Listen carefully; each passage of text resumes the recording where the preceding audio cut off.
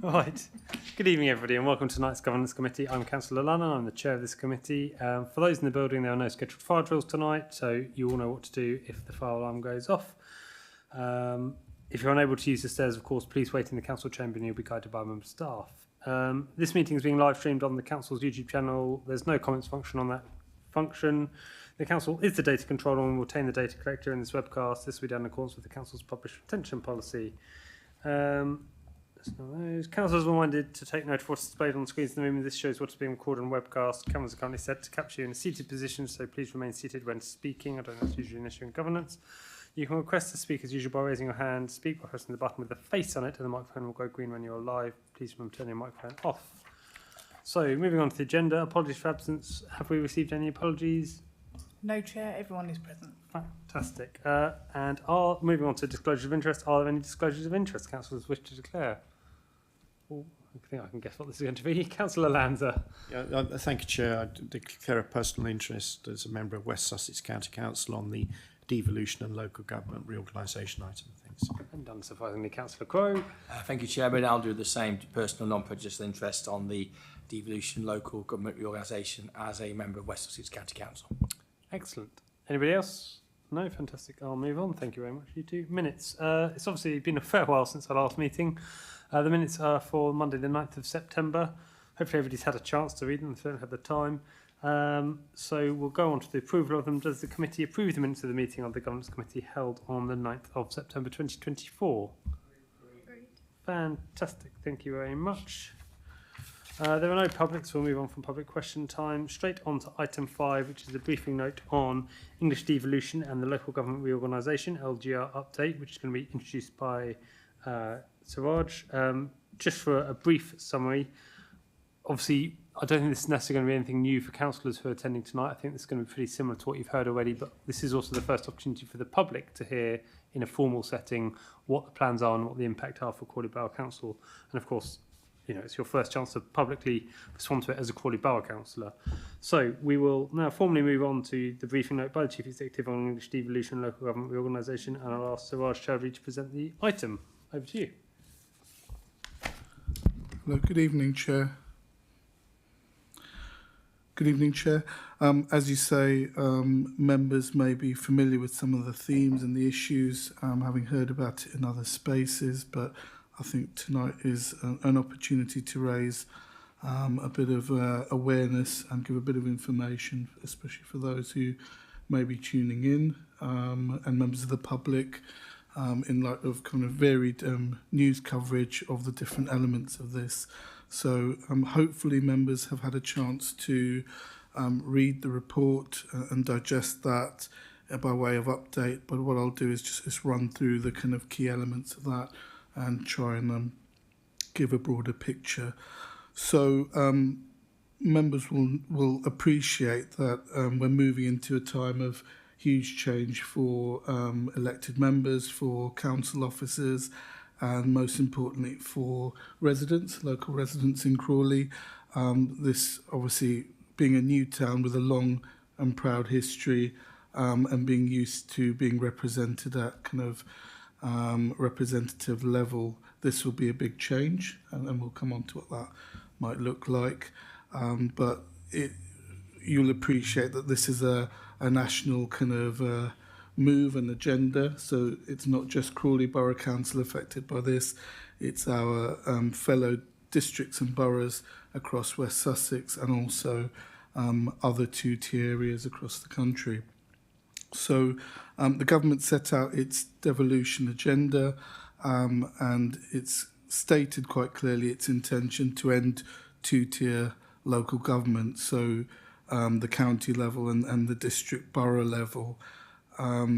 So the proposal for a pan-Sussex mayoral combined authority has been accepted now by the government, and it's been put in the priority programme with the view to having this going live, up and running from May 2027 approximately. But that's what all indications look like. So we're going to look at devolution in brief, and also local government reorganisation and the guidance for that local government reorganisation has kind of come through in recent weeks, and that sets out the next steps and some of the key dates for us as a borough authority to have our minds focused to. And members will appreciate that these two agendas are no short order, and the expectation is that they'll be delivered alongside all the council's other challenges around service delivery, balancing its budget. We obviously had the budget meeting the other day, so we're aware of the challenges there, and our challenges around housing and temporary accommodation in particular. So it's expected to be a service delivery as normal, business as usual, but obviously looking to take on and move forward with these challenges. So just in this briefing, we'll just briefly look at the devolution agenda and the emerging mayoral combined authority as it's looking, and we'll set out what local government reorganisation is looking like. And I would stress that this is quite fluid and we're getting information as it comes through. So it's ever changing, and we've certainly received a lot more information in the last few weeks. But so there are gaps to fill still. So the background, as I said, devolution arrangements have kind of been set out for across England, and the idea is that a directly elected kind of mayoral combined authority would be created, containing populations of around 1.5 million. The idea being that the way that central government can deal with local government, perceived as slightly difficult because of the inconsistencies across the country and how they're set up. So some areas are two-tier, some are not. So this I think is a move to get consistency so that things can be simplified and there can be a new and simplified relationship between central and local government. The primary objective, as has been declared in the white paper which came from government, is that this is about future growth and also potentially wider public sector reform, and local government appears to be the place to start. And from certainly a borough perspective, we'd hope that local government is seen as being kind of central to future public sector reform. So if we look at the local picture, and prior to the white paper coming out in December last year, expressions of interest were submitted kind of in November last year, expressing support. So Crawley expressed its support for a pan-Sussex approach, and it supported the submission that Brighton and Hove City Council put forward. By the end of December, the government had kind of invited upper tier authorities to submit proposals to try and be in the priority pathway for devolution.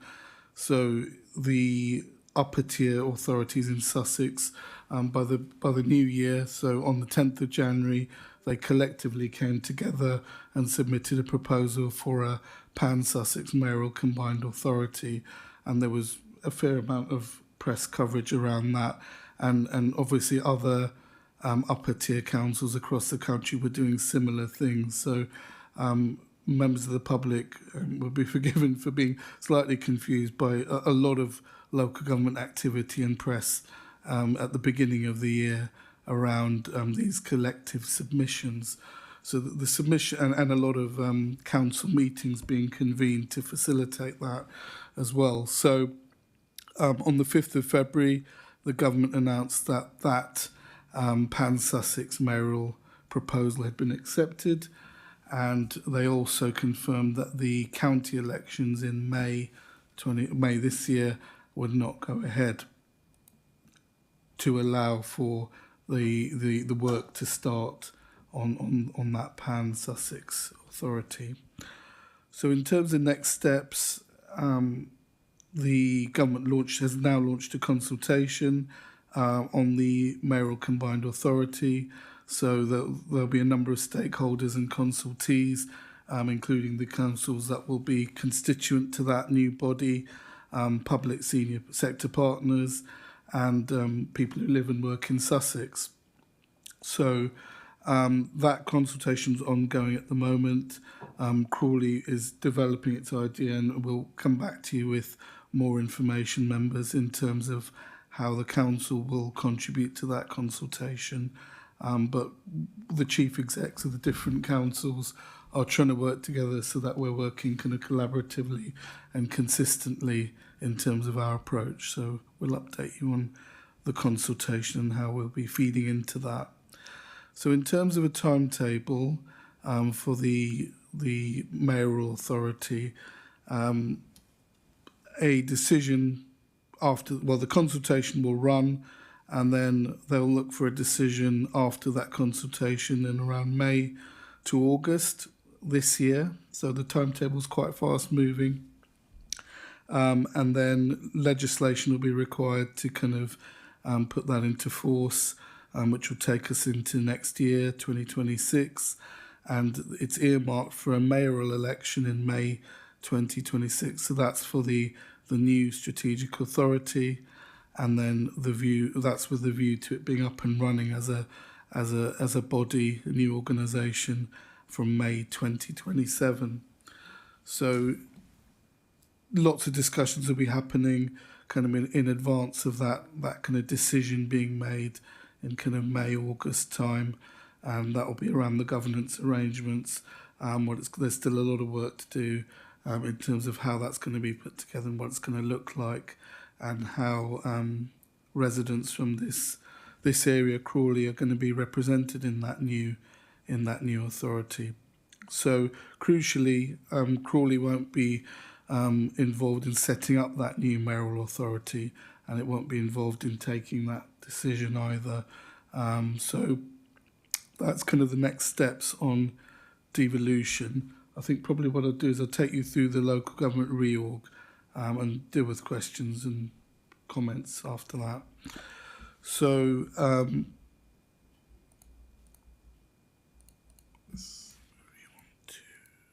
reorg.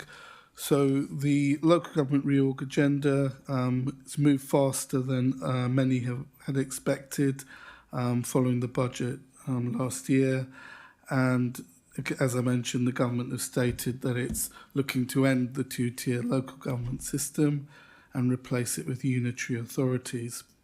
So on the 5th of February, all councils in two-tier areas, so Crawley included, were formally invited to submit initial plans, or they have been invited to submit initial plans to go in by the 21st of March, and I'll go into that in a bit more detail, with final proposals to be submitted by 26th of September later this year.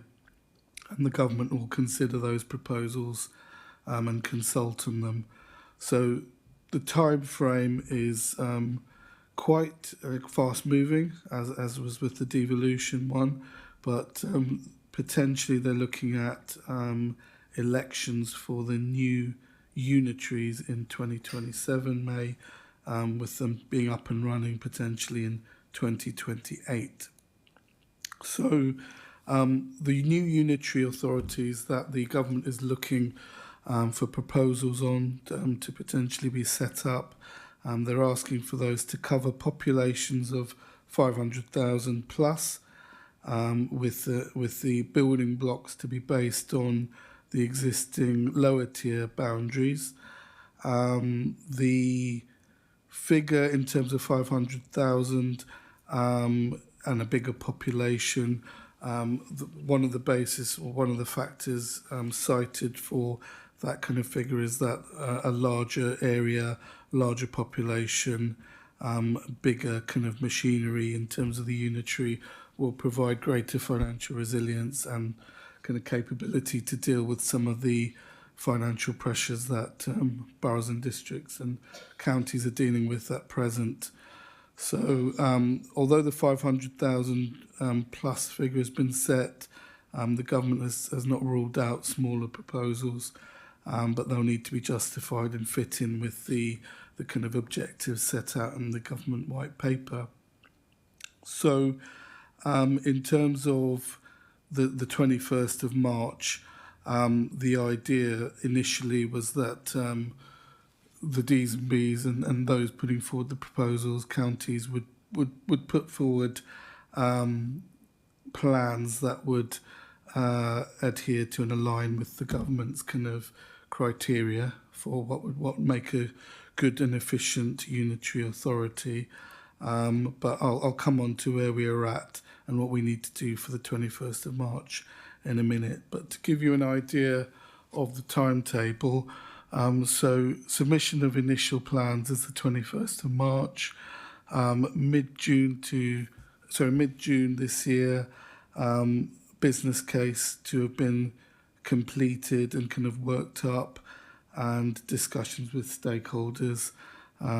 So more detailed work needs to obviously be worked through in the next few months, and the process for deciding on options and which ones are going to be consulted on are going to be mid-July, and then during July, August, consultation with residents, final engagement with key stakeholders, and finalising the business case, which effectively will be the final proposal to be submitted.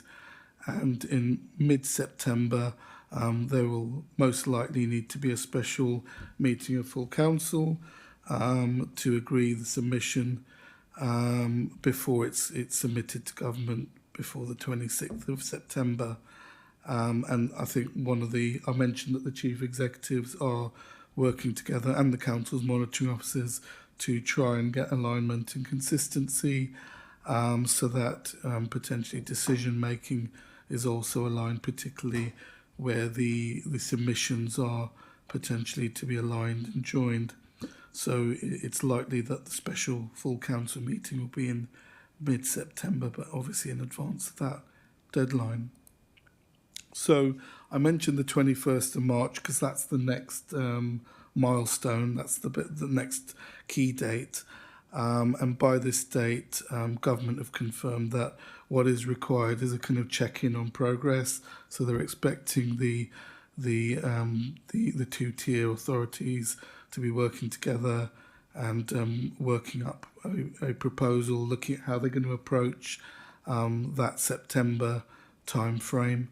But what's expected by the 21st of March is a letter to government, quite high level, just setting out what the plan is and how they're going to work towards September. And as I said, try and approach and match up to each of the government's criteria for what would be a suitable unitary authority. So at the moment, there isn't the kind of detailed evaluation and data and kind of final evaluations being submitted in March, but that kind of information is now starting to be gathered, and the work, as I said, the Ds and Bs in the county are working together to kind of pull together that kind of information, but we're not at any position where decisions are being made. And the stakeholder engagement, community engagement, that all needs to happen, as you've seen, in quite a short time frame. But we're working up proposals on how that's going to work and exactly when that's going to happen. So it's detailed in the report, and members will be familiar with it already. But just in terms of that final proposal for September, which will be more like a kind of business case, as I said, it will be kind of commenting and giving the kind of reasons and rationale for what the new unitary will look like, and whether it's based on sensible geography, it makes sense geographically, economically, and characters of area, etc., and how it fits in with the devolution agenda. Financial sustainability I mentioned briefly, but obviously looking at all the constituent parts of what would be a unitary and seeing how those align and what pressures there are, what positives, kind of negatives there are in relation to all the things that the constituent parts will bring to the table. And in terms of potential, again, what potential is there for growth, transformation, efficiency, savings? The idea is obviously to make local government more efficient and potentially find savings in that process. Again, highlighting the risks. You'd expect a business case to be highlighting the risks involved in such a proposal, and the one that probably key to members and their residents who would be used to having their ward councillors, and it'd be how many councillors would be involved in a proposal for a new unitary, how would kind of the local community be engaged with those new numbers, and what would it look like for residents.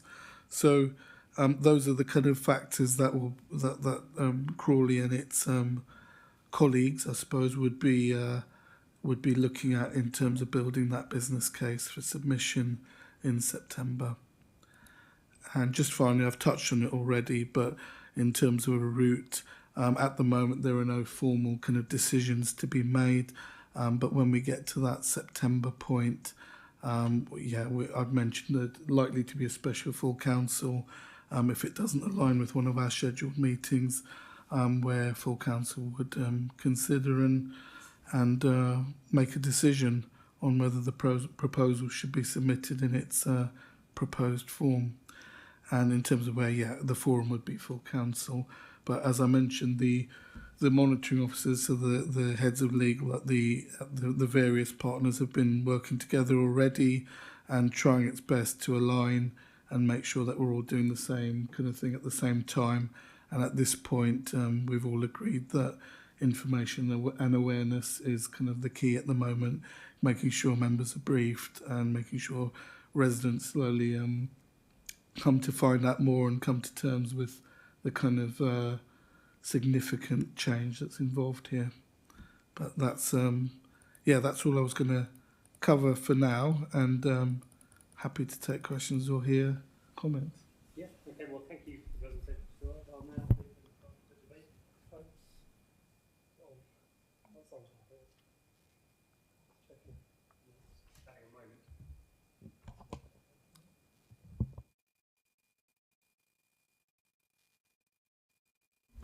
There we go. Sorry about that.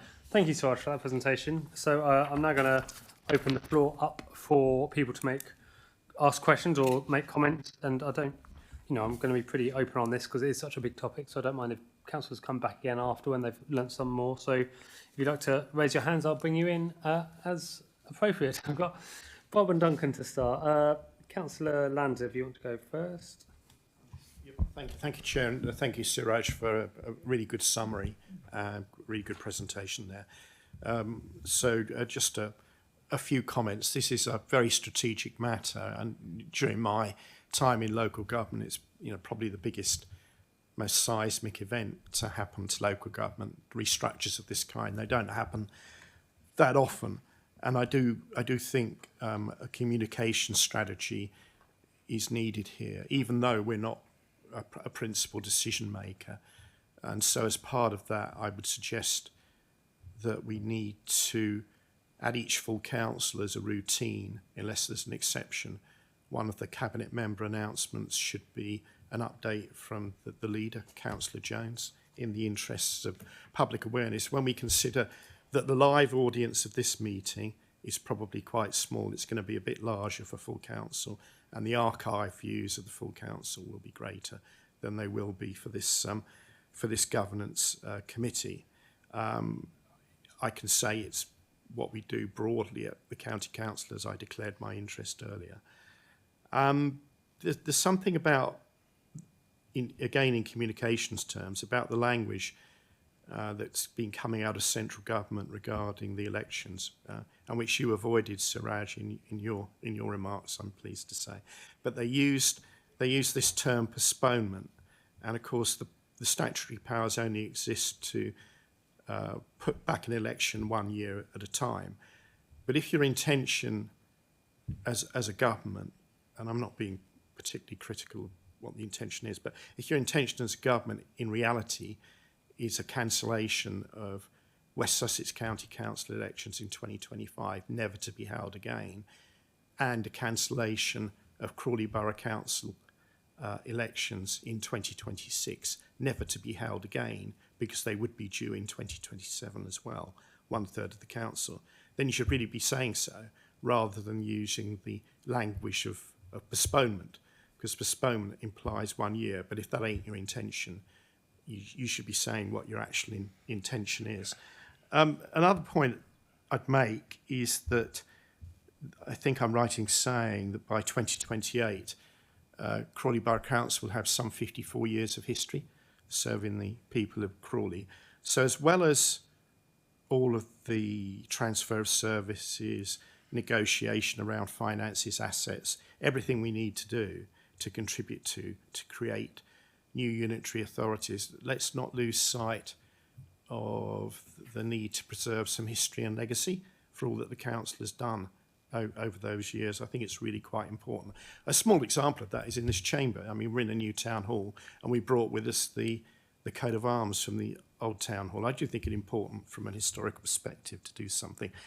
And finally, again on the communications area, if we've been having talks with other borough and district councils about forming some kind of combination for a unitary council, it would be good to be open about that with the public. So if we've been having talks with Reigate and Banstead, I think it would be appropriate to say so, not least because, and although it's not forbidden, not least because of course some kind of amalgamation with Reigate and Banstead or similar authorities would take us outside the geography of the mayoral combined authority, which would therefore be a highly significant step and one which our public should be made aware of if we're having that kind of discussion. Thank you.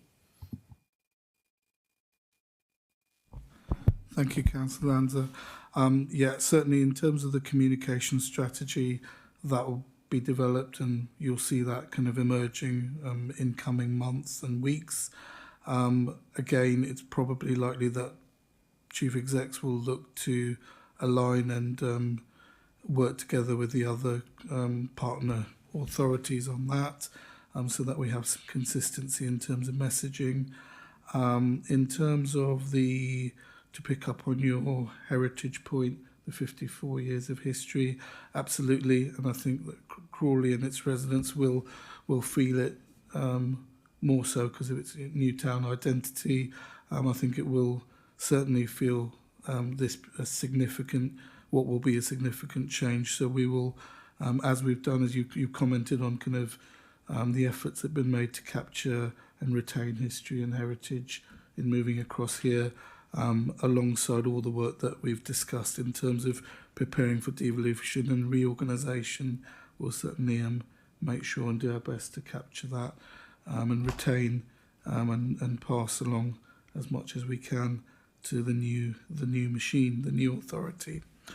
And finally, on the communications point, it's fast moving, as you can see. It's ever changing. We're getting new information, and there's an appropriate time for when things can be communicated. What I would say is all conversations are at a pretty early stage, but just even from the press, you'll know various rumours, etc., and suggestions of discussions that are happening are out there. But I think the best thing is when we can, we'll put out communications to best address those.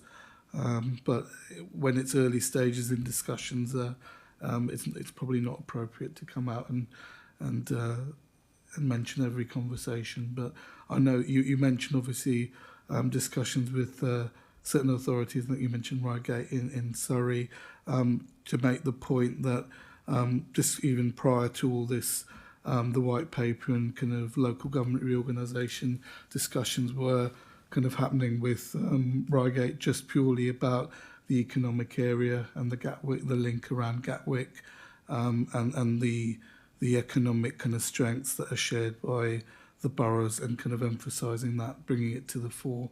And that was before all of this. So, but yeah, the point's taken around the communication strategy. Thanks. Thank you. Anything more, Councillor Lanza? No? Thank you. Councillor Quo. Thank you, Chairman. Mr. Trowdy started off by mentioning that one aspect of this meeting was to help raise public awareness, and yes, we're being broadcast live, but I can inform members that we currently have 4 people viewing, and one of those is me on my laptop as well. So thank you for those people who are watching, but of course some people could be watching this on the catch-up as well, because it will stay on YouTube. But that point I just made fits in with Councillor Lanza's point about full council being a good medium for updates to members, because that will also help to generate more updates for members of the public. And I actually raised it at full council how we had an announcement about lights in Crawley and about the continental market, but nothing on the biggest change to local government since the 1970s. I was somewhat surprised at that. I'll start on devolution, and firstly, I do welcome a consistency across the country in terms of combined mayoral authorities and actually having a mayor. I think we should either have them or we should not. The piecemeal approach that we had, while I recognise that some areas wanted them more than others, I think that was becoming increasingly untenable, really, for those areas that did not have a mayor, and that you'd have areas being treated differently by government just because of who had a mayor. So I do welcome that consistency, although of course it remains to be proven in the longer term and across the whole country how successful mayors will actually be, and I suspect there will be some mixtures in successes. I will point out though that with devolution, some things are devolving upwards. And something that's particularly close to me is the Fire and Rescue Service, which of course will be devolving upwards from the upper tier authority of County Council to the new mayor. So we shouldn't think it's all about passing powers down, because indeed some powers are, and opportunities for councillors to scrutinise are moving upwards rather than closer to the people. I recognise that we're not a key partner in the devolution side, but it is right that members are kept up to speed and do have an opportunity to potentially to contribute. And certainly, I think the council is advertising the consultation. Certainly, another county, I think we are as well, and we are right to do that. How much public interest in that there will be, I don't know. Unfortunately, some of the public interest I've seen seems to be all around counselling elections, running scared, all that kind of nonsense, quite frankly, from minor parties and from individuals who perhaps don't have a particularly good understanding of, perhaps ought to take a bit of time to actually sort of do some reading and see what it's actually all about. The idea that government would be embarking on such a massive exercise just to delay elections by a year, or to local elections, which typically a third of people take part in, is quite frankly absurd. I look forward to seeing how devolution progresses. It feels, in some ways, it feels easier than local government reorganisation, given that I'm not hearing people arguing with the footprint of Sussex in particular, but recognising that we still, at the moment, have this potential idea for Crawley as part of some form of unitary within Surrey, and therefore that would not fit with the boundaries. But turning to local government reorganisation itself, here we are a key player at the Borough Council, and the paper we got before tonight does actually ask members how we would like to be sort of involved and engaged in the process, and I'm pleased that it does. My own view is that I think this committee probably feels like the right one for updates to come to as and when. Clearly, full council is the ultimate decision-making body, and we'll have that meeting in September, presumably. I welcome the fact that we did have a member seminar a couple of weeks ago. It might have been 3 weeks ago now. And again, as and when they are timely and there is information to give to members, I think we should have those as well. So I would welcome, I think Councillor Landon mentioned a communications plan. I would welcome a sort of a member plan or a council plan, if you like, as to how members will have that opportunity to be informed, but also to contribute. And like I said, I do think this committee in particular is a central one within that process. And if it means we need to have an extra meeting of this governance committee, just to fit in with the agenda, like prior to the full council in September, that will be called additionally, then so be it. This is going to generate, well, it is already generating a lot of work for a lot of people, and I think we need to recognise, it's, and for some of those people doing the work that, they are the sort of proverbial turkeys, if you catch my drift, sort of, and that is clearly not nice. So I think we do need to be supportive of colleagues. And also it does apply to councillors as well, who are undertaking that work for what is quite a difficult thing to do. But ultimately, I think there are, I think the need for savings from local government, I think, are driving this, and I don't see the position of local government getting better. So we've got no choice about this, and I don't particularly like the fact that we've got no choice about having to unitarise. But ultimately, I think we need to just seek to make the best of it, whilst also, of course, not neglecting the day job. But I'll leave it there. Thank you, Chairman. Thank you, Councillor Crowe. I don't think there any particular response required from Siraj. No? Okay. Moving on next, I've got Councillor Barrett. Yeah, thank you so much for the presentation. Obviously, clearly very high level at this stage, and as you said, a bit of a fluid situation, but I do really appreciate it coming through the committee at this point. It'd be useful to know if we've had any engagement with any of the newer unitaries that have fairly recently undergone local government reorganisation. So I'm particularly interested if there's any shared learning around how we mitigate the impact on service delivery as we pursue reorganisation, and also on workforce capacity and retention as well.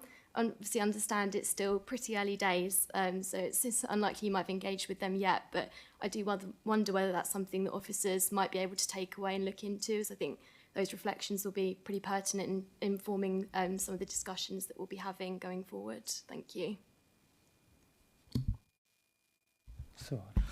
Thank you. Yes, that's a good suggestion. Thank you. Obviously, there are the older unitaries, and there's some that have been created more recently that are still quite early in their infancy, really. But yeah, we're not in discussion with them, but there are quite a few case studies, as you can imagine. Pretty much anyone who's involved in this at the moment is looking at unitaries and how it's been done, the kind of pros and cons, pitfalls, etc. And there are some good lessons in there. And you mentioned staffing, resourcing, and just as I think Councillor Crowe mentioned, kind of turkeys waiting for Christmas sort of thing. But I mean, we're trying to give a slightly more positive message to our workforce, in the sense that where we have looked at unitaries, so councils that have done this and have come together to form a unitary, some of the examples show that the overall number of staff hasn't significantly reduced. So, and certainly at certain tiers of the organisation. So, for some roles and some layers of the organisation, there's some assurance that their roles will still exist, albeit possibly in a different location or in a slightly different structure. But so there is some reassurance that we can give to some staff. But I think, as Councillor Crowe mentioned, one of the purposes of this is to find efficiencies. So there obviously will be kind of impacts. So we are looking at case studies, and there are a lot of people who were involved in these processes at other places in previously, who are kind of out there on the circuit, almost kind of giving lectures on this topic in particular. So we'll be looking at that more. Thanks. Next, I've got Councillor Rana, and I know you as well. Sorry. Thank you, Siraj, for the presentation. It was very good, explaining everything. I just want to know, there will be no local elections, and there won't be any county elections and no local elections. And as you said, like 26 or 27, when the new local government reorganisation will start. I'm just wondering, like, us councillors now, I mean, I know we all, I'm not really worried though, but in case some people are actually, I mean, how long will we stay as councillors for the Crawley Borough Council? Will it be 2026 or 2027? Thank you. So the timeframes that I'd mentioned, so for the strategic authority. So the mayoral authority, its elections in May 26 to go live in May 27. For the new unitary, so the thing that Crawley Borough Council will join and be part of, it's projected that the elections will be in May 2027. With it going live, the new thing will go live in May 2028. So we're talking about 3 years away. So it's a strange situation in that it's quite a definite path, but 3 years it's a short time, but it's also quite a long time as well. So, but we don't know at the moment. We haven't heard, we haven't had confirmation in terms of local elections and whether that will go ahead next May. So May 2026. So that's still to be confirmed, but as long as when we find out, we'll update members. I'm sure you'll see it in the press. Any further, Councillor Arner? No, thank you. Councillor Irvine.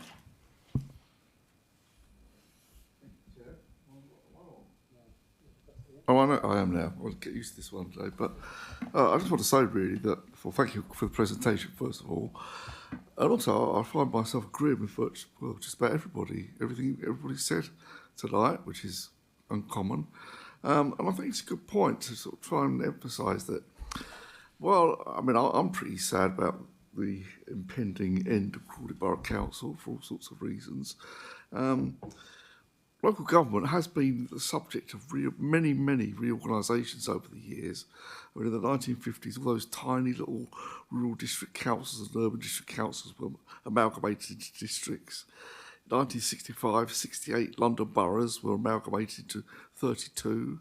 I could go on, so I will. In 1974, the metropolitan boroughs were formed. Later on in the 1980s, the Greater London Council and the India London Education Authority were abolished, and so on and so forth, and it continues to this day. And in fact, not too long ago, I think Cornwall local government was amalgamated from several districts into one big unitary authority. So I think there will be things lost, but there could also be things gained. And I think the point about letting councillors know, by extension the public know what's going on and when it's happening is very important. From a housing point of view, which is my main interest, I don't think that if we are talking to other councils about possibly forming a new, joining together to form a new unitary, there's no other council around here that has its own housing revenue account. The nearest one is Brighton. So if there was any other council nearby that actually wanted to start up its own council house building programme, rather than start up its own housing revenue account, which is quite a big process, I believe, if they join with us, we've got an oven-ready housing revenue account. And I hope that point does get made. Again, I don't think there's any questions there for Suraj or any answers you're looking for from Suraj, no, unless he's got any corrections on your history of local government reorganisation, but I think we can move on. I haven't got anybody else indicating. I think, Councillor Jones, do you want to speak? Yes. Yeah, I'll just respond to a couple of points that we made, Chair. It seems only fair, as they were comments on decisions that were made at last full council. Look, I'm not going to be dictated by the opposition. We'll have announcements at full council when there's been some developments to report, and because of the nature and pace of how this is all coming forward, it's still been discussed and nothing has been agreed. Now, there's not been anything to tell yet further than what's already been said at members' briefings, in the media, or at full council. Now, that includes any accommodation, if there is an accommodation with parts of Surrey next to us. And I have to say at the moment, there's probably more speculation than there is material to share. The 21st of March, and Suraj can correct me if this isn't accurate, but I don't think it is, the deadline that's coming up won't tie us down in any case on boundaries. So all the government wants then, by that date, is an indication that we're all working together, and that there was confidence that in time for the autumn deadline, we will have some worked out plans. Now, I think that will happen. So I would say I'm still speaking to leaders on an individual and a collective basis, and I anticipate that things are likely to crystallise in the next fortnight in terms of some more specific things around this. But I literally received the paperwork for the West Sussex leaders meeting that we're having tomorrow afternoon about 2 hours ago.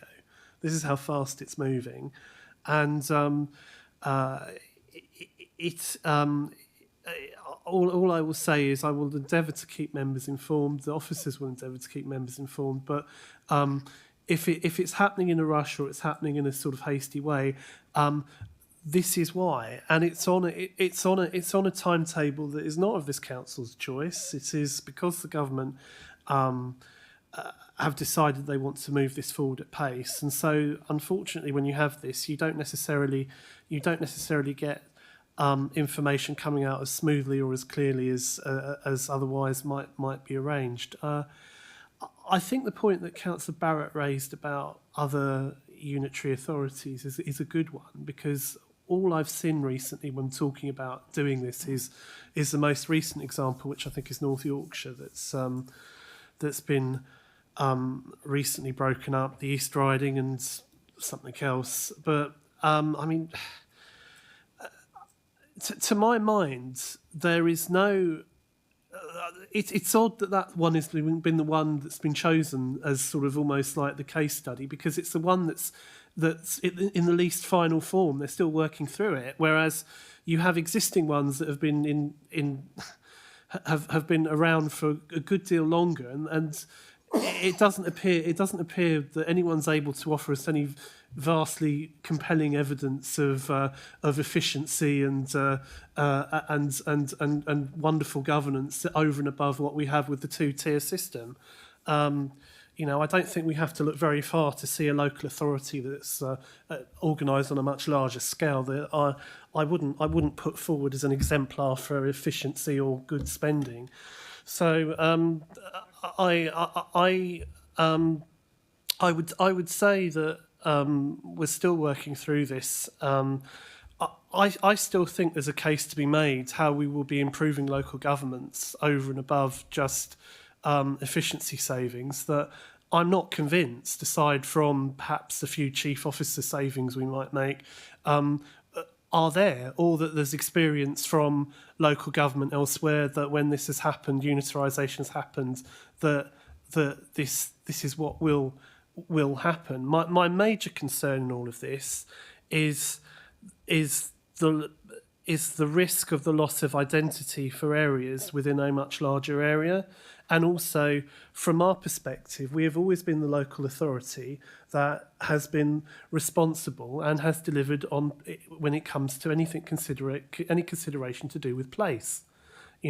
We have established, I think, tested to destruction, in fact, that the county council is not strictly designed to do the place model of governance, because local government, because that's not what it was designed for. It's there for the big things. It's there for social services, highways. So there's still things to work through, but I can assure members that we are looking at this diligently. The chief executives and the leaders are working as hard as we can to reach an accommodation that we feel that our communities will be happy with. But it's a tough brief. Thank you. Okay, thank you, Councillor Jones. And I'm just going to quickly get my own bit in, because that's my job as chair, to do it at the end. So, and some of these are questions, but I'll start with a sort of my general viewpoint on it all, and then I'll move on to the questions very quickly. I do think devolution for Sussex as a whole is probably a good thing, and having somebody identifiable as in charge of Sussex will hopefully lead to better representation and better decisions being made for Sussex as a whole. However, that raises my first point, is that the suggested devolution authority is currently called Sussex and Brighton, which I really do object to. Brighton is actually a relatively small part of Sussex and not that important. If it was Brighton and Hove, that might make more of an argument, but Brighton itself is about 40,000 people more than Crawley, and probably has less economic growth than Crawley. So I would be strongly suggesting that the name of the mayoral authority is Sussex, but not Sussex and Brighton. And I hope that's fed back from us in our feedback. I've got questions around what will happen with the creation of the Sussex Mayor around LEP funding and sort of this Crawley growth plan, how that will carry on for the next few years with the mayor coming in before Crawley is Crawley Borough Council is dissolved, as it were. And then also around that is obviously there are going to be costs to these changes. Are we expecting any support from government, or can we also, we do have reserves as a council. Can we use those reserves to effectively run down our reserves, because we're effectively not going to be existing anymore in a few years? So is that not the time to use reserves, if nothing else?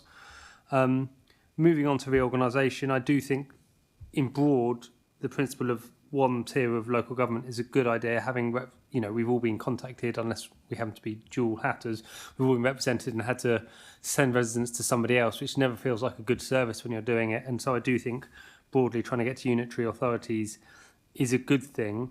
However, to echo Councillor Jones's point, I think trying to find savings in local government, I mean, we've been making savings for the last 10 years in local government, and as we've discovered this year, there's nothing more to be saved without making service cuts, unfortunately. So I think the idea that we're going to be able to make further savings by just being bigger is probably a hiding to nothing. Where it might drive better opportunities, the ability to drive growth on a more strategic level tied in with the mayoralties, that might be where more money is then made available to the councils.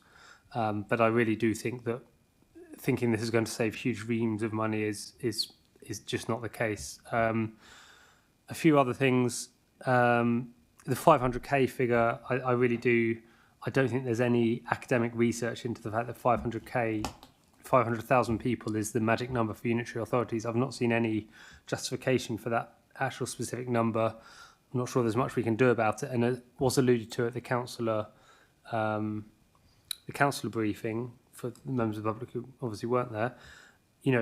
How this impacts reorganisation within Sussex and possibly beyond is quite important, because Brighton Hove at the moment is a self-contained unitary authority, and if it can continue to exist at its current level, that makes the rest of the decisions for us a bit easier, but it's far too small for that 500k number. So, having a better understanding of how hard and fast that 500k is and whether the government are likely to accept, say, Brighton Hove's answer is actually quite important in driving the rest of the reorganisation argument and discussion in both Sussex and the wider area.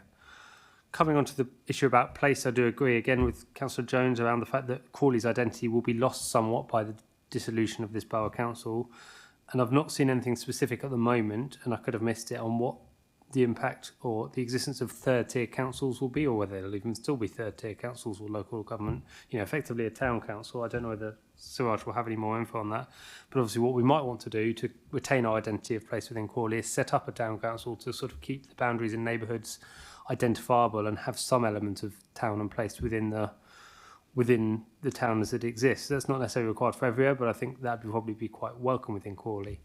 Further technical questions that I've got.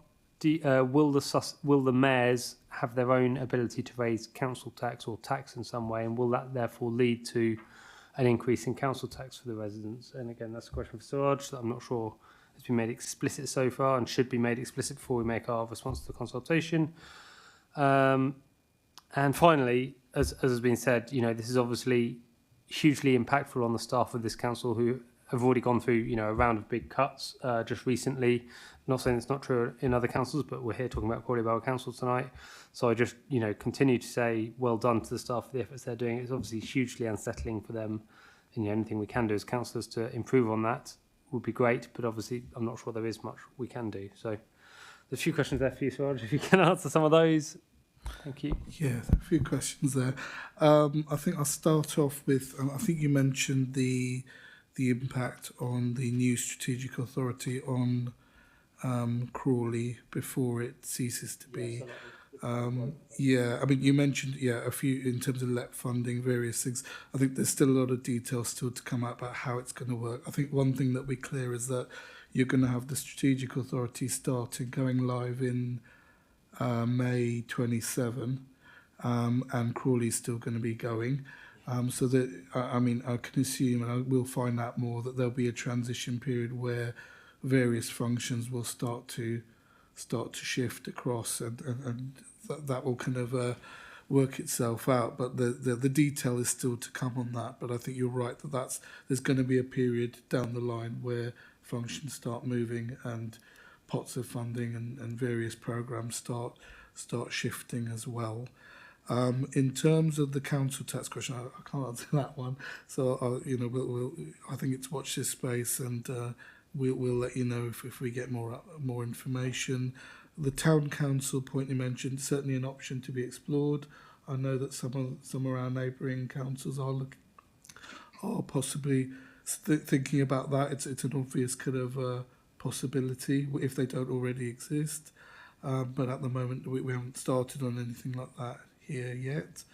In terms of you mentioned about using reserves. What I would say is that probably our objective is to get Crawley in the best possible shape for going into this. So if we're talking about 2-3 years time, I think if you imagine that each council is going to be coming to the table with their kind of governance, their finances, their assets, their kind of contractual arrangements, their local plans, all sorts of things, that their legacy systems, their culture, their people and their staff. So there's a whole lot of stuff that we're all going to be coming to the table with, and I think that the objective is that we when we come to the table, we're in the best possible position. So my just from a basic governance point of view, I'd expect the council to be trying its utmost to remain solvent up until we get to that point. I think all the rules around solvency and kind of Section 114 notices, etc., will still apply as long as the council is a formal district council, but a borough council. So we will doing everything we can, certainly from an officer perspective, I'm sure from a member's perspective, to make sure that Crawley's in good shape for its residents going into the new thing. And so, I mean, I'll come back probably offline in relation to the reserves question, but I think it's a good point in terms of, as we approach that point, people will have different ideas about how potentially to kind of go out, what the legacy should be, and those are all things to be discussed. But I think from a legal perspective, one of the things that kind of comes in closer to the time is that there'll be kind of there's a mechanism where a notice is served as you get further down the process, which will kind of bring slightly tighter controls around what the borough council, for example, can do with its assets, can do with its contracts, and how much it can enter. So there are limits in terms of thresholds, in terms of what it can do, because what you don't want is, I guess, all the councils spending all its money and going into the new thing with limited resources. It kind of defeats potentially the purpose of all of this. So there are provisions in place which will come into play later down the line, I think. Okay. Yeah, just one more was yeah. Whether there's any government fund, any specific. I haven't heard of any, but if there are any, I'll confirm that offline. Okay. I've just seen Councillor Quo indicate again, so yeah, thank you, Chairman. Hopefully it's a quick one. Quick second bite to the chair, if I may. It's a comment, and also I have thought of a question. The comment is having devolution and local government reorganisation at the same time is proving quite confusing and complicated. Well, not only for us, but particularly for residents. The white paper says that reorganisation can unlock devolution, and that's a choice the government has chosen to do them together. And yes, it gets it done more quickly, but certainly at this end of the process, for example, I've asked people asking me, is the whole of Sussex going to be one council? As an example, people getting confused. So we'll make that point. Obviously, anything we can do. Actually, I will just plug as well. The county council have got some web pages that do set out the information quite helpfully. I'd encourage people to have a look at that if they've got questions around the whole process. But the actual question relates to we had a timetable set out for the councils effectively merging, the dissolution of local authorities. But I've not heard anybody say when the Police and Crime Commission would actually be dissolved, given that the incumbent was elected last May for a 4-year term until May 2028. We know the new mayors will be elected in May 26 and presumably would have their first budget, I guess, in April 27. But has anything been indicated as to whether the Police and Crime Commissioners do their whole term, or will actually their term get cut short by a year potentially and be subsumed by the mayor? That's a bit different with fire and rescue, and obviously that can be that has to go by the time that the county council is dissolved, and that could potentially be handed over any time between 26 and 28. But that's different because that's not a directly elected post in their own right, unlike the police commissioner. Thank you. Yeah, I haven't seen any indication on that, but I haven't been looking specifically for it. As you said, there's quite a bit going on. I don't have a view. Okay, well, thank you for that, and I'm sure this will be a continuing discussion point as we go forward. And while we've broadly all been in agreement tonight, there might be times when we're not so much in agreement on what the proposed boundaries might be. But ultimately, it's all for us to do what we think is for the best for the residents of Crawley. Okay, many thanks for your comments. There's no formal recommendation on this item. The monitoring officer will take the views expressed on board, which will help inform ongoing discussions with counterparts in other councils. How wonderful. Moving on the agenda, it's item 6, supplemental agenda. There is no items on the supplemental agenda, but I just want to highlight that on the information bulletin item, on Council's information bulletin today, there was an item on the elections. So I know Councillor Quayle's already raised a question with the Democratic Services Manager, but if you do have any questions, please raise them directly to Chris as Democratic Services Manager, and we'll endeavour to get those answered. There are no further items for the committee to consider, and therefore the business of the committee concluded. The meeting is now closed at 8:01. Thank you very much. The next meeting is currently scheduled for the 10th of June. This year. Thank you very much. And note, we're still on being recorded until Mez stops.